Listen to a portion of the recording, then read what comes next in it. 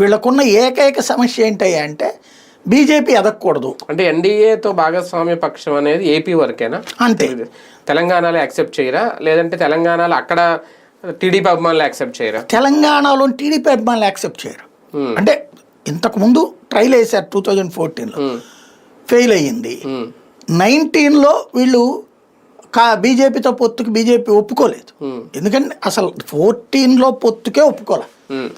Kishan Reddy phone switch off చేసేసి, అంటే తెలుగుదేశంతో పొత్తు అన్న ప్రపోజల్ ఆ రోజు తెచ్చింది వెంకయ్యనాయుడు. దానికి కిషన్ రెడ్డి అంగీకరించాల. మళ్ళీ వాళ్ళతో వెళ్ళి మనం ఎందుకు నాశనం కావాలి అన్నటువంటిది అతను చాలా బలంగా కూర్చున్నాడు. కూర్చుంటే వెంకయ్యనాయుడు మాత్రం జాతీయ అవసరాల రీత్యా తప్పదు పొత్తు అని చెప్పి ఒప్పిస్తే అధిష్టానం ఒప్పుకుంది. కానీ ఇక్కడ ఈయన ఒప్పుకోక దానికి గాను కిషన్ రెడ్డి ఏం చేశాడు, ఇప్పుడు ఉమ్మడి అధ్యక్షుడు ఆయన, అంటే ఆ పార్టీలో అప్పుడు ఆయనతో కలిసి ఉన్నట్టు ప్రకాష్ రెడ్డి నా ఇంటర్వ్యూలోనే చెప్పిన మాట అది.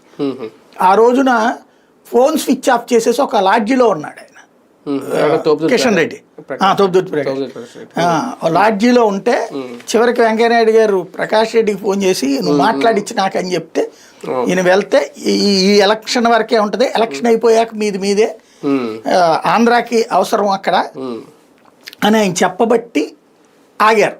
ఆ రోజున ఒప్పుకున్నారు. అంటే అంతగా మీరు అబ్జర్వ్ చేస్తే ఎలక్షన్ అయిపోగానే మాది మేమే అని చెప్పేశారు.